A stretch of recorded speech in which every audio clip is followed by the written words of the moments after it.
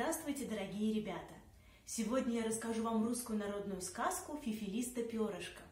В этой сказке использовано несколько старорусских слов. И чтобы вам было понятно, о чем идет речь, сейчас я вам их объясню. Например, «фифилиста перышко» – это означает перо очень редкой красивой птицы. Также слово «гумно». Гумно – это огороженный участок земли. Обедня – церковная служба в первой половине дня до обеда. Аршин – старорусская единица измерения длины. Кужель – это пучок шерсти, льна или шелка на пряже. Просфора – это богослужебный хлеб.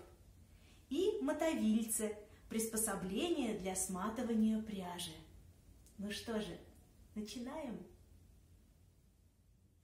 Жили-были старик со старухой. У них было 3 дочери. Отец поехал на базар. Старшая просит: привези мне ткани на платье или на сарафан. Вторая просит: а мне китаечки. А младшая просит: а мне фифилиста ясно-перышко. Купил он старшим подарки. А как достать фифилиста перышко? Пошел он к бабушке Задворенке. А она говорит: вывали у меня на гумне пшеницы, они прилетят, перышко и оставят. Он так и сделал. Подобрал перышко и поехал домой. Дочери встречают его. Купил мне на платье? Купил. А мне китаечки? Купил. А мне фифилиста ясно-перышко нашел? Нашел. Сестры смеются над ней. Вот собрались они к обедне, и она лезет срежаться. Одна стукнула ее ковшиком. Она осталась и говорит: фифилиста перышко, прилети-ка, намойся-ка, набелись-ка, нарядись-ка. Подлетают саночки-самокаточки. Левой вожжой хлопнет, 2 версты бегут. Правой вожжой хлопнет, 3 версты бегут. Приехала к обедне. Все обратились на нее попы и дьяки. Из какого города? Бьют ковшом голову. Обедня отошла, укатила. Выпустила в окошко печное, все улетело. Сестры рассказывают, какая была у обедни красавица, 3 аршина в землю светит. На другое воскресенье опять собираются. Возьмите меня. А одна сестра ее мылом по лбу ударила. Они уехали, а она осталась.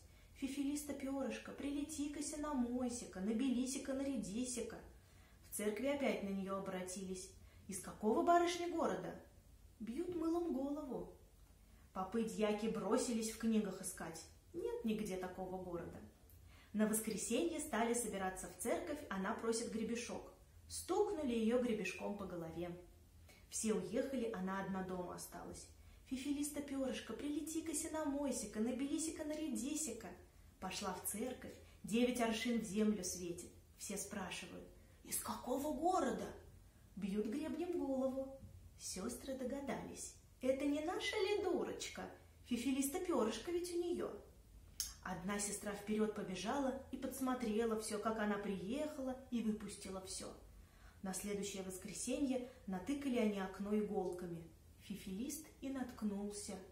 «А, так ты меня иглами задумала колоть!» И улетел. Она заплакала и пошла его искать. Шла-шла по лесу, пришла к избушке. «Избушка, избушка, повернись ко мне передом, к лесу задом!» Входит. Баба-яга, распорота нога, сидит, придет шелков кужель.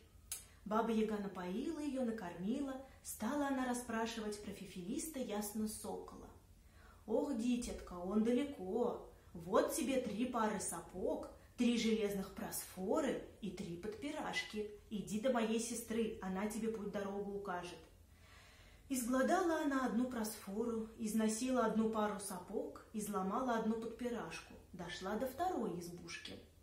«Избушка, избушка, на курьей ножке, на собачьей голяшке, повернись ко мне передом, а к лесу задом». Сидит баба-яга, распорота нога, кужель вяжет. Накормила, напоила ее старушка, дала клубочек.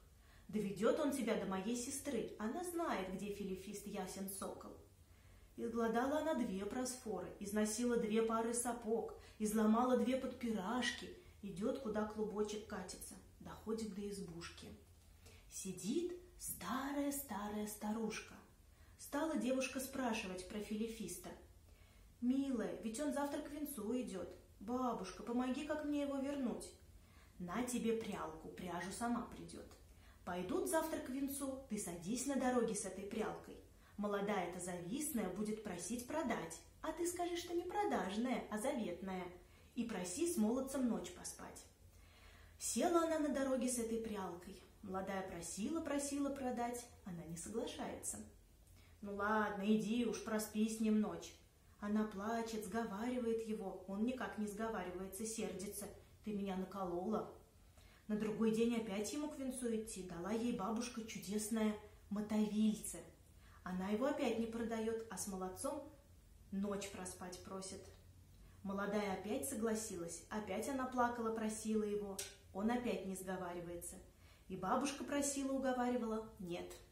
На третий день дает ей бабушка серебряное блюдечко, золотое яичко само катается. Молодая сперва не соглашалась жениха отпустить, а потом, ну иди, с сердцем так на него. Бабушка их угостила, и согласился он бежать. Скрылись они в другой город, стали жить-поживать, да добра наживать. Вот такая интересная сказка. Спокойной ночи, дорогие ребята!